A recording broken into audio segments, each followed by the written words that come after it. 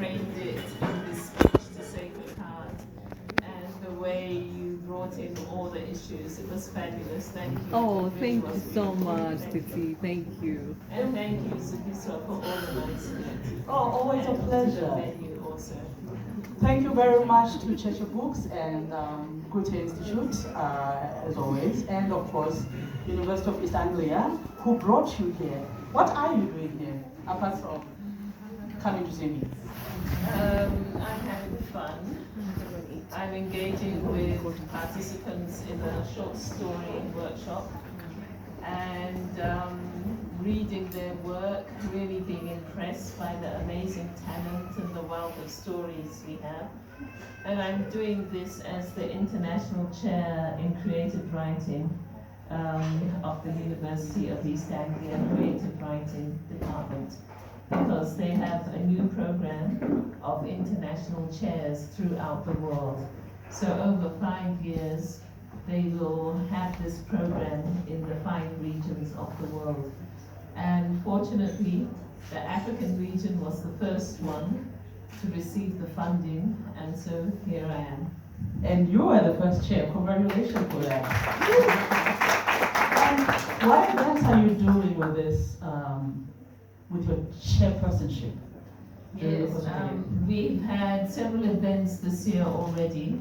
It began with a visit of mine to the University of East Anglia last year, which was amazing to interact with the students there.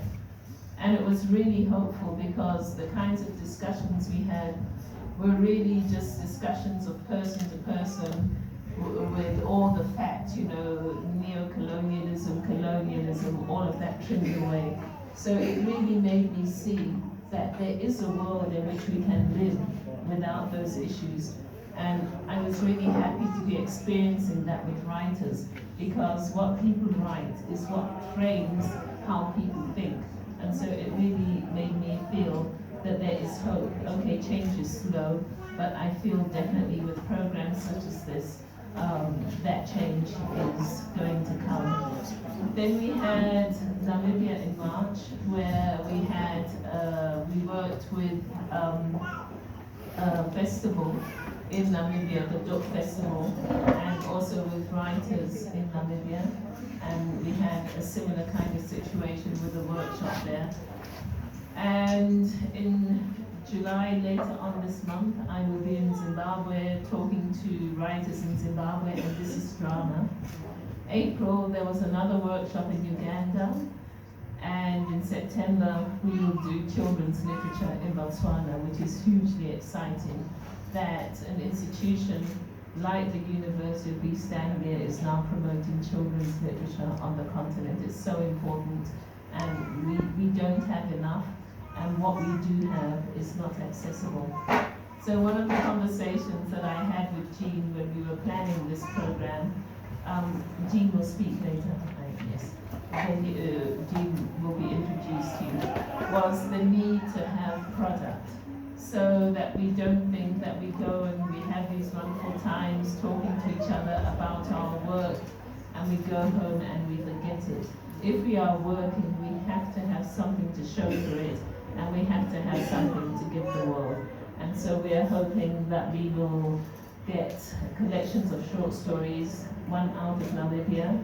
Yes, I remember they did the launch of the cover while we were there. Yes, yeah. Exactly. Now, it actually has a title. Maybe I shouldn't divulge the title, but it actually has... Can we get a title, Jean? Are we allowed to? Oh, fantastic. Yes, now. This is a Southern African saying. I don't know if you have the saying. Yeah, you have it also. Yeah, and so we'll get the Kenyan one, which is bilingual, which is really exciting. So it will be in English and Kiswahili. We will have one coming out of Uganda as well. With the drama, I'm trying to see whether there's a way for at least one of the plays to actually be produced, maybe in collaboration with UEA, if that's possible, although that would be after the end of this year, of this particular chair. And I am dreaming of at least one children's book to come out of Botswana, and I'm seeing it so beautifully illustrated. So I'm hoping that these are the products that we will get out of this program. Fantastic. And you are also a Wyndham Campbell Prize winner. It's just been like a winning couple of years for you. Like, okay, aside from that jail thing. But yeah, the Wyndham Campbell. How do you feel about that? How do I feel about the Wyndham Campbell Prize? Well, as James was saying at dinner the other day, it is the most highly endowed literature prize in the world with $165,000. So when I was a young writer, those are the kinds of prizes that I didn't even allow myself to think about. It is fairly recent, but there were others, like the Booker, and you think, oh my goodness, who can win that kind of competition and have that kind of recognition and financial assistance? And it wasn't really something that I thought was going to happen. And then I got the phone call and I was told, I just kind of thought, I am now able to breathe. I don't have to go around the world holding my breath the whole time in case something is just not, So I'm actually looking into the future and thinking, okay, so next year I'll do that, and then maybe the year after I'll finish that book, which I was never able to do. It was always scribbling on the go, and it was really difficult. So it's given me that space to just really unwind. Were you, the director of the Wyndham Campbell once told us about a writer who was absolutely not surprised on getting the phone call and said, oh, okay, yeah, I'd like to thank the judging panel and everybody who was there. Were you surprised when you got the phone call, or were you like, well, I kind of deserve it? I've learned not to question things, good or bad. I've learned to deal with them. So a bit like Tamuzai here. This is happening. I've got to deal with it. Don't think about it too much. So I just answered the questions. I think it will begin to really sink in when we actually have the prize giving ceremony, which is in September. And I'm hoping that the COVID situation will allow the ceremony to go forward. Thank you very much. Are there any questions from the audience for Tsisti Dangarembga? Because I don't want to take over this whole thing. I know I can talk to her via WhatsApp. I'm just saying. Any questions? Yeah, Yes, sir. Let me just speak with my voice. I don't need a mic. Okay. My sister is welcome to Kenya. We are happy to have you here. I have two questions to you. One, what have you been reading for the past 3 months? Two, I read in a Deutsche newspaper, Deutsche Welle, that the government of Zimbabwe has issued a arrest warrant, and yet you have said that you are going to Zimbabwe for a military ceremony. How much are you prepared for that? Thank you. Thank you very much for the warm welcome. What have I been reading? I have just finished reading Mark Davis's biography of Thabo Mbeki, The Dream Deferred. He wrote it in the first decade. 2007, like 2007, 2006, 2007. Yeah. Reform Baby yet. Exactly, yes. And then it's been re-released this year. So I read that. And I also read Wilson Harris's The Guyana Quartet, which Faber has also re-released. Guyanese writer of the first half to the middle of the 1900s. So that's what I've been reading.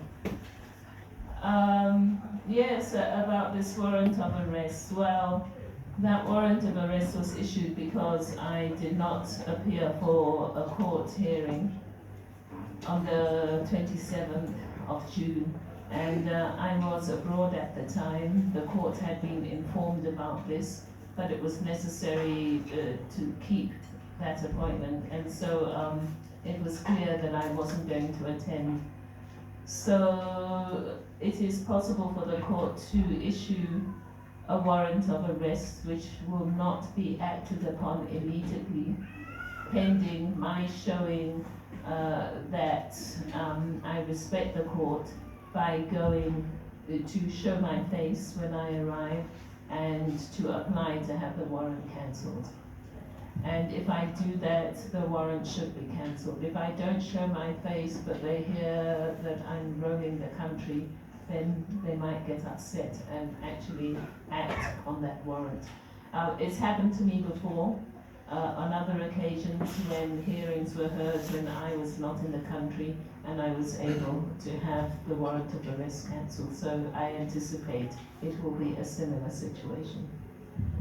Are you at liberty to tell us what the charges against you are? And I probably shouldn't use the word liberty and charges. Yes, there were 2 charges against me. One of them was violating COVID regulations, and the other was attending a meeting with the intent to incite public violence, bigotry, and something else. I can't remember what I was meant to be inciting, but there were 3 things. Yeah, breach of the peace, yes. Public violence, breach of the peace, or bigotry. So those are the charges. I can see someone's stunned face. Yeah, that's heavy. Other questions?